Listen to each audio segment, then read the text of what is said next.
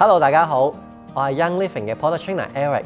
上一集就同大家講過枸杞點樣幫助我哋嘅眼睛健康，但係其實佢嘅好處並唔止咁簡單。大家知唔知道原來枸杞對我哋嘅腸道健康都係有幫助呢？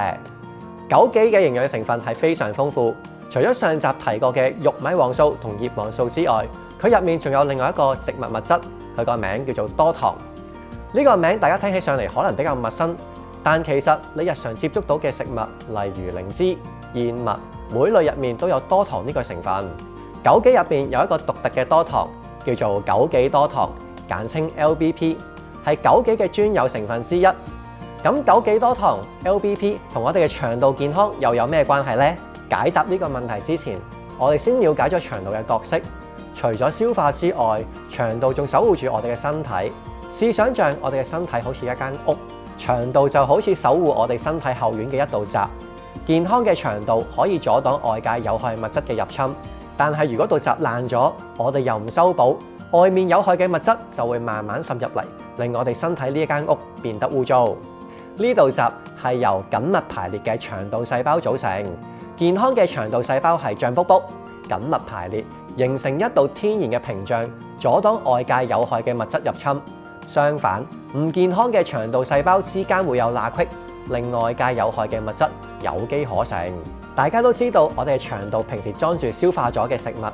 試想像，如果我哋嘅腸道冇強勁嘅屏障保護，又長期暴露喺食物嘅渣滓當中，咁係有機會俾病毒、細菌，甚至乎一啲有害嘅物質入侵我哋嘅身體，而引發一啲炎症嘅反應。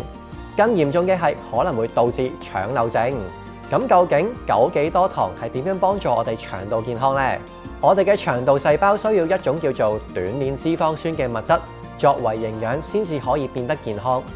呢種物質主要分泌自腸道入面嘅好細菌，而枸杞多糖就可以幫助腸道菌叢變得健康，促進更多短鏈脂肪酸嘅產生，咁就可以有足夠嘅營養，令我哋腸道細胞保持脹卜卜、排列緊密，築起一道堅固嘅防線，保護我哋身體呢間屋免受外界嘅物質入侵。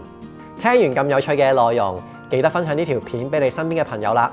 喺結束之前，我哋嚟玩一個小遊戲先。啱先提過枸杞入面邊一個成分可以幫助腸道健康呢？歡迎大家喺我哋 Facebook 影片下低留言，答啱嘅朋友就有機會獲得甜橙精油調味料一支。最後記得關注我哋 Young Living 專頁，準時收睇下一集，或者掃描呢個 QR code 重溫上一集嘅內容。